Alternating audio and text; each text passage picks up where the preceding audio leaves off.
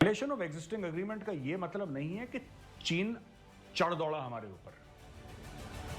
बात यह है कि लाइन ऑफ एक्चुअल कंट्रोल, वो एक लालची बच्चा होता है ना, जो बुफे में जाता है शादी के और उसको हर चीज खानी होती है, चाहे वो बर्बाद कर दे। मक्का या मदीना पता नहीं कहां पे वो उन्होंने वो प्रॉफिट मोहम्मद का जो मौत था उसके अंदर भी गाली गलौज, उसके अंदर भी चोर, और ना तुम्हारे बाप के बाप का नाम रामलाल निकला तो मेजर गौरवारी अपना नाम बदल। जय हिंद दोस्तों, मैं हूं मेजर गौरवारी और आप देख रहे हैं द चाणक्य डायलॉग्स। इस वीडियो को लाइक करिए दोस्तों, हमारे चैनल को सब्सक्राइब करिए, बेल आइकन दबाना बिल्कुल मत भूलिएगा। तो दोस्तों, राजनाथ सिंह जी ने चाबी भर दी। अच्छा, ये कोर कमांडर की कॉन्फ्रेंस, ये सब ये चलती है, फौज भी चाबी भर रही है, फौज भी लाइन ऑफ एक्चुअल कंट्रोल पे प्रेशर बना के रखी है चाइनीज पे। चाइनीज कह रहे हैं साहब हम इंडियन आर्मी पे प्रेशर बनाएंगे, इंडियन आर्मी कह रही है नहीं, एयरफोर्स वहां पे अपनी सॉर्टीज उड़ा रही है, और नेवी भी जो है इंडियन नेवी, ठीक है, वो भी अग्रेसिव पेट्रोलिंग कर रही है। तो तीनों आर्मी, नेवी और एयरफोर्स लगे पड़े हैं। यहां पे मीटिंग होती है इंडिया के डिफेंस मिनिस्टर और चाइना के डिफेंस मिनिस्टर की, भाई स्टैंड ऑफ के बारे में, लाइन ऑफ एक्चुअल कंट्रोल में साहब आपने वायलेट करा, आपने वायलेट करा, वो तू मैं की लड़ाई काफी टाइम से चल रही है। Fact of the matter is कि जो चाइनीज हैं वो तो समझते हैं पूरा लद्दाख हमारा है, वो तो समझते हैं पूरा अरुणाचल हमारा है, वो रूस का समझते हैं कि व्लादिवोस्टॉक पूरा उनका है, जो रूस का वो ताइवान अपने को। तो दुनिया में कोई ऐसा देश नहीं है, ठीक है, जिसको चीनी अपना नहीं मानते। तो उसी तरीके से हरकतें भी करते हैं और यहां पे हमने उनका बैंड बजा रखा है। खैर, राजनाथ सिंह जी ने कमाल कर दिया। अच्छा, Rajnath Singh ji is a very soft spoken, जिसको कहते हैं ना तमीज से बात करने वाले, बड़े सोफिस्टिकेटेड किस्म के शख्स हैं। लेकिन यार, every man has a threshold. मुझे लगता है राजनाथ सिंह जी भी इरिटेट हो गए, और मोदी सरकार की तरफ से एक पैगाम है और बड़ा स्ट्रिक्ट, बड़ा सख्त किस्म का एक बयान दिया है भारत ने। चाइनीज डिफेंस मिनिस्टर को बोला कि नहीं, अब फौजियों को नहीं, जो इनका डिफेंस मिनिस्टर आएगा ना उसको समझाएंगे। अब मैं आपको देता हूं इन्होंने बोला क्या है। India has sent a strong message to China during the first meeting of defence ministers of the two nations since the Galwan. ये पहली मीटिंग है गलवान के बाद दोनों देशों के डिफेंस मिनिस्टर की, और राजनाथ सिंह जी ने यह बोला है कि violation of existing agreements has eroded the entire basis of bilateral relations. देखिए, जब डिप्लोमेसी में, ठीक है साहब, जब बात कही जाती है ना, हर एक फुल स्टॉप, हर एक कॉमा, हर एक शब्द की अहमियत होती है, हर एक लफ्ज की अहमियत होती है। ऐसे ही नहीं कहा दिया जाता। अब देखिए इसमें बोला क्या है, वायलेशन ऑफ एग्जिस्टिंग एग्रीमेंट्स। अब वायलेशन ऑफ एग्जिस्टिंग एग्रीमेंट्स क्या है मैं आपको बताता हूं। वायलेशन ऑफ एग्जिस्टिंग एग्रीमेंट, ये 4-5 एग्रीमेंट हमारी साइन हो रखे हैं चाइना के साथ। वायलेशन ऑफ एग्जिस्टिंग एग्रीमेंट का यह मतलब नहीं है कि चीन चढ़ दौड़ा हमारे ऊपर। बात यह है कि लाइन ऑफ एक्चुअल कंट्रोल कोई एक लाइन नहीं है। पहले मैं आपको यह समझा दूं, फिर मैं आपको तफसील से बताऊंगा। एक लाइन नहीं है। जैसे माना कि ये इस तरफ चीन है, तिब्बत कह लीजिए, इस तरफ चीन है और इस तरफ भारत है, राइट। चीन कहता है कि ये वाला एरिया हम मानते हैं इसको लाइन ऑफ एक्चुअल कंट्रोल, चीन इसको लाइन ऑफ एक्चुअल कंट्रोल मानता है। आप समझ रहे हैं, हम इसको लाइन ऑफ एक्चुअल कंट्रोल मानते हैं, चीन इसको मानता है, और दोनों एक लाइन ऑफ एक्चुअल कंट्रोल को नहीं मानते। जब भी भारत उधर जाता है तो चीन कहते हैं भारत अंदर आने की कोशिश कर रहा है। जब चीन लाइन ऑफ एक्चुअल कंट्रोल, जिसको हम लोग मानते हैं लाइन ऑफ एक्चुअल कंट्रोल, बिल्कुल वहां तक आ जाता है, बिल्कुल लाइन ऑफ एक्चुअल कंट्रोल पे बिल्कुल खड़ा हो जाता है उसके सामने, तब हम लोग कहते हैं कि चाइना वायलेट करने की कोशिश कर रहा है। बात सच में यह है कि लाइन ऑफ एक्चुअल कंट्रोल एक है ही नहीं, यह परसेप्शनल है। मैं इसलिए जानता हूं क्योंकि मैं वहां पर नौकरी कर चुका हूं, ठीक है, और हम लोग मानते हैं, चीनी मानते हैं, परसेप्शनल है। अब चाइना मना कर रहा है कि नहीं, एक लाइन नहीं खींचेगी यार। चाइना इस बॉर्डर डिस्प्यूट को जिसको कहते हैं कि सॉल्व करने की कोशिश कर ही नहीं रहा, चाहता भी नहीं है वो सॉल्व। क्योंकि चाइना अगर मान जाएगा कि लाइन ऑफ एक्चुअल कंट्रोल ये है, इसका मतलब चाइना ये भी कह रहा है कि फिर अरुणाचल चीन का नहीं है, लद्दाख चीन का नहीं है। वो तो चाहता ही दोनों राज्य, उत्तराखंड भी चाहता है वो, ठीक है, वो हिमाचल की भी टेरिटरी चाहता है थोड़ी बहुत, लाहौल स्पीति, वो हर चीज चाहता है। चीन हर चीज चाहता है। वो एक लालची बच्चा होता है ना, जो बुफे में जाता है शादी के और उसको हर चीज खानी होती है, चाहे वो बर्बाद कर दे, वो चीनी उस लालची बच्चे के जैसा। एनीवे, तो यहां पे जो बड़ा धमाकेदार बयान दिया है राजनाथ सिंह जी ने, उन्होंने ये बोला है कि वायलेशन ऑफ एग्जिस्टिंग एग्रीमेंट, जो आपने और हमने साइन करा था, ये जो हम में तुम में करार था, तुम्हें याद हो कि ना याद हो, है? तो जो करार था भारत और चीन के बीच में, वो चीन ने करार तोड़ दिया। करार कैसे तोड़ा? बोला कि साहब कुछ kilometre, I think it's 3 kilometre, अब मुझे याददाश्त मेरी इतनी वो नहीं है, 3 किलोमीटर इस तरफ 3 किलोमीटर उस तरफ हथियार लेके कोई नहीं आएगा, ठीक है? कोई ऊंची आवाज में बात नहीं करेगा, फायरिंग प्रैक्टिस भी नहीं होगी ऊंची आवाज में, तो खैर इन द सेंस की अग्रेसिव जेस्चर्स की बात है, नॉट की वॉइस से अग्रेसिव जेस्चर्स की बात है। वहां पे फायरिंग प्रैक्टिस रेंज में जो फौजी करते हैं वो भी अलाउड नहीं है। तो चीन ने ये सब करार तोड़े। इससे क्या हुआ, जब भारतीय फौज को लगा कि चीन का घुसने का इरादा है भारत के अंदर, ठीक है, पेट्रोलिंग पॉइंट 15 जब हुआ, जब भारत को ऐसा लगा, भारतीय सेना को लगा कि बस चीनी आ रहे हैं और कुछ ही समय के बाद ये भारतीय एरिया में घुस जाएंगे, तो हमारे फौजी भी वहां पे पहुंच गए और वहां पे शुरू होती है गलवान की लड़ाई, ठीक है, जिसमें काफी चीनी मारे गए और हमारे जो भाई थे वो भी वीरगति को प्राप्त हुए। वो बड़ी तगड़ी लड़ाई है गलवान की। एनीवे, तो अब भारत चाहता है कि मामला सॉल्व हो जाए, चीन नहीं चाहता। इसीलिए राजनाथ सिंह जी ने, इसको मैं बता रहा हूं, ये डिप्लोमेटिक लैंग्वेज में अगर देखा जाए तो it's a very big statement जो भारत ने दिया है, बहुत ही तगड़ा स्टेटमेंट, बहुत ही बड़ा स्टेटमेंट दिया है। द रक्षा मंत्री categorically conveyed that the development of relations between India and China is premised on the prevalence of peace and tranquillity at the borders, यानी कि जो भारत और चीन के बीच में रिश्ते हैं ये इस पर निर्भर करते हैं कि लाइन ऑफ एक्चुअल कंट्रोल पे शांति हो। और भारत का कहना है कि जो रिश्ते की बुनियाद है, यानी कि लाइन ऑफ एक्चुअल कंट्रोल पे शांति हो, इसको आपने भंग कर दिया, आपने करार तोड़ दिया। तो भारत ने सीधा अक्यूज करा है चाइना को, और बिल्कुल ठीक करा है, अक्यूज करा है चाइना को कि खुराफाती आप हो। तो ये बात, अच्छा देखिए, इससे क्या होगा कि चीन नाराज होगा, चीन नाराज होगा, चीन भी पलटवार करेगा, करने दो, कोई बात नहीं। लेकिन कभी ना कभी जरूरी था चीन के मुंह पे बोलना कि बेटा तुम उस लालची बच्चे की तरह हो, ठीक है, जिसको बुफे में हर खाना खाना होता है और फेंकना होता है, बर्बाद करना होता है। बदतमीज किस्म के बच्चे नहीं होता जो लेट जाते हैं कारपेट पे और खूब चीखते चिल्लाते हैं और उनके माँ बाप सोचते हैं कि देखो हमारा बेटा कितना होनहार है, दैट टाइप। अच्छा दोस्तों, तो ये स्टोरी हो गई पहली। अब मैं आता हूं दूसरी कहानी पे। चाइना कह रहा है, अभी ये जनरल आसिम मुनीर के बारे में मैंने आपको बताया था ना, ही इज इन चाइना। तो चाइना ने बोला है कि China is looking to expand military ties with Pakistan. ये डॉन न्यूज की खबर है कि साहब जो मिलिट्री टाइज हैं वो हमें एक्सपैंड करनी है। क्या मिलिट्री टाइज एक्सपैंड करनी है, मैं आपको बताता हूं। इसमें 3 चीजें हैं। एक, चाइना पाकिस्तान इकोनॉमिक कॉरिडोर की बात मैं आपको कल बता चुका हूं दोस्तों, वो पहली चीज है। दूसरी चीज क्या है, इनको पैसा लेना है, ठीक है। और तीसरी चीज मैं आपको बता, ये मैं कह रहा हूं, ये मेरा, मैंने पढ़ा नहीं कहीं, ये मेरा अनुमान है, ये मेरा अनुमान भी नहीं है, मैं कह सकता हूं कि मेरा एक किस्म से एनालिसिस है। चाइना अफगानिस्तान में जाएगा, लेकिन चाइनीज फौजी कभी अफगानिस्तान में नहीं जाएंगे। चाइना के इंजीनियर जाएंगे, चाइना के बिजनेसमैन जाएंगे, चाइना के बड़े बड़े कॉर्पोरेट हाउसेस जाएंगे, क्योंकि अफगानिस्तान में ऐसा माना गया है कि मिनरल वेल्थ बहुत ज्यादा है, खनिज पदार्थ बहुत ज्यादा है, उसको निकालने के लिए चाइनीज कंपनीज जाएंगी। और उनको सिक्योरिटी कौन प्रोवाइड करेगा, सोचो आप, सिक्योरिटी कौन प्रोवाइड करेगा, पाकिस्तानी फौज।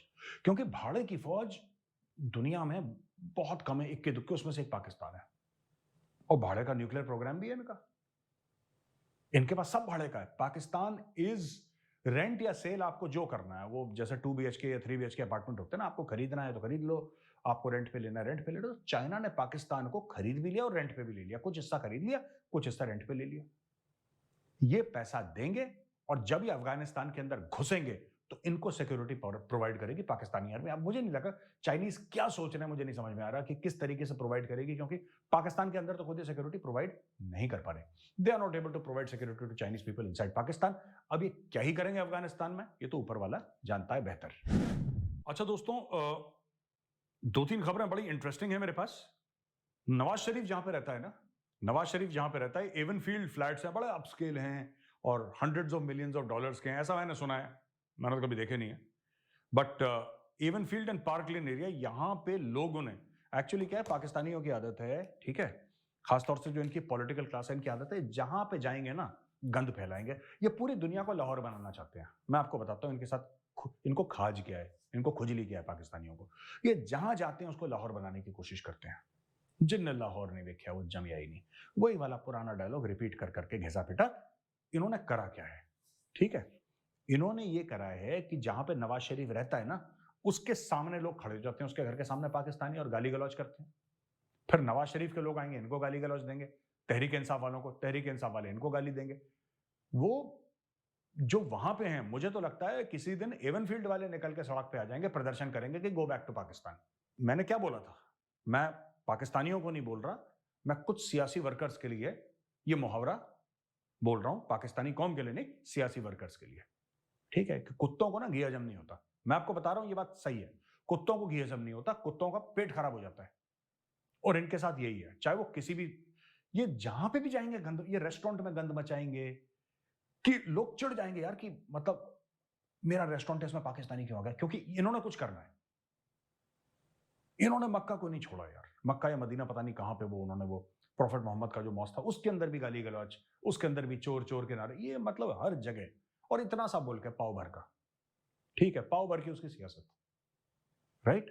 पाव भर का मुल्क, पाव भर की सियासत, उसको दुनिया भर में उन्होंने कीचड़ उछाल के ऐसा कर दिया। अब वो एवनफील्ड अपार्टमेंट्स वाले जो हैं, वो हाथ जोड़ने लगे, कह रहे भाई यार ये तुम मत करो, क्योंकि हम लोग परेशान हो गए यार, हम लोग यहाँ पे, तुम लोग जिंदाबाद मुर्दाबाद पता नहीं कौन कौन सी अंग्रेजी बोलते रहते हो यहाँ पे, एंड वी गेट डिस्टर्ब यार, हम लोग, हमारे बीवी बच्चे, हम लोग शांति से रह ही नहीं पाते।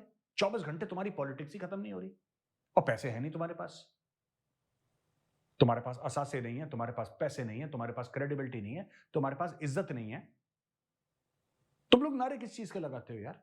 चुप रहो, अपना काम करो, हमें अपना काम करने दो। लेकिन पाकिस्तानी को समझ, नवाज शरीफ आया है, वो कह रहा है इमरान खान आया है, वो कह रहा फलाना आया है, वो कह रहा डिमका आया है, इनका यही चलता रहता है। पाकिस्तानियों का full time profession is politics, और किसी काम में तेज है, पॉलिटिक्स में भी तेज नहीं है ये, लेकिन और कोई काम तो करता नहीं है पाकिस्तान, यही काम करते थे। और जहां पर भी जाएंगे, मैं आपको बता रहा हूं, आई एम सॉरी टू से दिस, पाकिस्तानी जहां जाएंगे, ठीक है, अगर कोई इनके मुल्क की अच्छी बात है, अगर कोई अच्छी बात है, अगर है इसमें बहुत बड़ा, अगर कुछ, ये दुनिया को नहीं बताएंगे, ये ऐसे गंदे काम करेंगे। यूके में जाके ग्रूमिंग गैंग शुरू करेंगे, सेक्सुअली एक्सप्लॉइट करेंगे, ठीक है, कि देश के प्रधानमंत्री, देश के गृह मंत्री को आके बोलना पड़े कि तुम पाकिस्तानी ऐसा करते हो, नाम लेके बोलना पड़े, ठीक है? या फिर ऐसे काम करेंगे ये सियासी वहां पे, हाय हाय, अरे यार this is not Lahore, stop disturbing people. एक कॉमन सेंस होती है, सिविक सेंस होती है, ये पहुंच जाते हैं। मैं भी आ रहा हूं लंदन, मेरे होटल के सामने ही पहुंचना जरा तुम लोग, ठीक है? खालिस्तानी अपने बच्चों के साथ, जो तुम्हारे नाजायज खालिस्तानी है ना, उनके साथ पहुंचना मेरे होटल के बाद, मेजर आया है। चाहिए मुझे अटेंडेंस पूरी पाकिस्तानियों, ठीक है? जितने भी लाहौरी हैं ना वहां पे, सारे लाहौरी चाहिए मुझे वहां पे। और एक घर में बैठा तो देख लेना, फिर तुम्हारे कान मरोड़ूंगा मैं ऐसे। I want all the Lahoris and all the so called fake Khalistanis there in front of my hotel protesting when I am in London. Please remember, मैं ट्वीट भी करूंगा कि मैं आ गया हूं, इस होटल में हूं, और शुरुआत करो प्रोटेस्ट की। अब यह है कि वहां पे एक लॉयर था, वकील था पाकिस्तान में, उसको अरेस्ट कर लिया है भाई, कि आपने नाम के आगे अपने सैयद क्यों लगाया। अब आप जानते हैं कि जो अहमदी हैं, उनकी कोई, मतलब पाकिस्तान में उनकी जान की कोई वैल्यू नहीं है, उनके मजहब की कोई वैल्यू नहीं है, उनकी कोई वैल्यू नहीं है यार। इनको जब मन चाहिए लोग मार देते हैं, कत्ल कर देते हैं। दोस्तों ऐसा है कि उसको, लॉयर को बुक कर दिया, और लॉयर का नाम है अली अहमद तारिक, ठीक है जी? ये दूसरी बार अरेस्ट कर रहे हैं अली अहमद तारिक को, और डॉन न्यूज ने डर के मारे उसके नाम के आगे सैयद नहीं लगाया। मैं उसका नाम बता दूं पूरा, उसका नाम है सैयद अली अहमद तारिक। सैयद कौन है? People who claim descent from prophet Mohammad की जो लीनियज है ना, हसन और हुसैन की, उनकी जो लीनियज है, वो मानते हैं कि हम इनके, वो हमारे पुरखे थे, राइट? तो वो अपने नाम के आगे सैयद लगाते हैं, it's a matter of honour and prestige and all that, तो लगाते हैं। तो मैं बता रहा हूँ, पाकिस्तान में तो इतने सैयद हैं जितने पूरी सऊदी अरेबिया में नहीं होंगे। जहां पे प्रॉफिट मोहम्मद थे, जहां के, उससे ज्यादा तो यहाँ पे वो हैं, पाकिस्तान में कुरैशी हैं। वो कहते हैं we are from the tribe of Quraish. ये सब इन्होंने पाकिस्तान में झोल कर रखा है, ठीक है ना? सब झोल कर रखा है। मैं बता रहा हूँ, पाकिस्तान में ये बेचारे, ये जो इसको पकड़ के जेल में डाल दिया, पाकिस्तान में 99.9% I am telling you are Hindu and Sikh converted in Pakistan. 99.9%। ये सब झूठ बोलते हैं ये लगा के कि हम ये हैं, ये कुछ नहीं हो यार, तुम झूठ क्यों बोलते हो? इसीलिए तुम्हारे मुल्क को ना, तुम्हारा मुल्क का ऐसा बेड़ागर्क हो रखा है। तो मैं तो कह रहा हूं, ये जो भी पाकिस्तानी झूठ बोलते हैं ना, हमें फलाने हैं, हम ढिमके हैं, हम ये हैं, वो हैं, यार तुम लोग कुछ नहीं हो। तुम्हारे जितने भी, अगर तुम बता, मैं तुम्हें बता रहा हूं, आज की तारीख में तुम आ जाओ इंडिया, ठीक है? तुम्हें से 4-5 आ जाओ इंडिया, तुम्हें सब पता लग जाएगा कौन है क्या है। यू कम टू इंडिया, और ना तुम्हारे बाप के बाप का नाम रामलाल निकला तो मेजर गौरवारी अपना नाम बदल देगा। ठीक है? वो तुम झूठ बोल दो अपने बच्चों को कि हमारे बाप दादा वहां से आए थे मोहम्मद बिन कासिम के साथ घोड़े पे बैठ के राजा दाहिर से लड़ने, ये सब झूठ है, कोई नहीं आया था। ठीक है? तुम यहीं की फसल हो, जिस दिन तुम ये मान लोगे उस दिन तुम सुखी रहोगे, शांत रहोगे। ये उबाल आता है ना तुम्हारे दिल में, ये झूठ का उबाल है। And telling lies always causes a great deal of stress यार, क्यों झूठ बोलना। अच्छा जी, एनीवे, तो ये बड़ी बढ़िया खबर थी, मैंने आपको दे दी है। अच्छा, आखिरी खबर आज की दूंगा यार कि Russian oil to arrive in Pakistan. अच्छा, ये बड़ा रशियन ऑयल कर रहे हैं। ये इमरान खान ने शुरू करा था कि मैं रूस से तेल लेना चाहता था, लेना भी चाहता था इमरान खान, वो गया भी था वहां पे रशिया, तो इसमें कोई झूठ नहीं है। इमरान खान झूठ नहीं बोल रहा, इसमें फ्रॉड कर रहा है शहबाज शरीफ। अब मैं आपको बताता हूं शहबाज शरीफ कैसे फ्रॉड कर रहा है। ठीक है ना? शहबाज शरीफ क्यों तेल लेना चाहता है? जिस आदमी ने पाकिस्तानी कौम का तेल निकाल दिया, वो रशिया से तेल क्यों लेना चाहता है? वो इसलिए तेल लेना चाहता है दोस्तों, क्योंकि इमरान खान ने बोला था मैं तेल लूंगा। ये इमरान खान की नकल मारने के चक्कर में, ये इमरान खान की नकल मारने के चक्कर में है कि जो इमरान खान को लोग पसंद करते हैं, क्योंकि वो बात खुद मुख्तारी की करता है। इमरान खान जो है वो खुद मुख्तारी की बात करता है। ठीक है? तो मैं भी अगर वो चीज करूंगा तो मुझे भी लोग प्यार करेंगे। नहीं, ऐसा नहीं होता। देखो भाई, ऐसा है, आप रूस से तेल ले रहे हो, यू आर वेलकम। ठीक है? आप रूस से तेल क्यों ले रहे हो शहबाज शरीफ? आप इसलिए तेल ले रहे हो रूस से क्योंकि आप एक पॉइंट प्रूव करना चाहते हो। पाकिस्तानी आवाम के भलाई के लिए तेल नहीं ले रहे, आप एक पॉइंट प्रूव करना चाहते हो कि अगर इमरान बातचीत कर सकता है तो मैं एक्चुअली ला सकता हूं। इमरान कर सकता था, इमरान ने नहीं करा, अब मैं वो कर रहा हूं। ये आपका पॉइंट है और ये पॉइंट आपका पूरा झूठा है। अब मैं आपको प्रूव करूंगा क्यों झूठा है।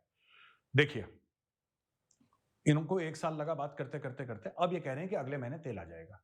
जैसे कि आईएमएफ की किश्त आ रही है वैसे तेल भी आ रहा है, बट आई होप कि तेल आ जाए, क्योंकि उससे लोगों का भला हो जाएगा, पाकिस्तानियों का।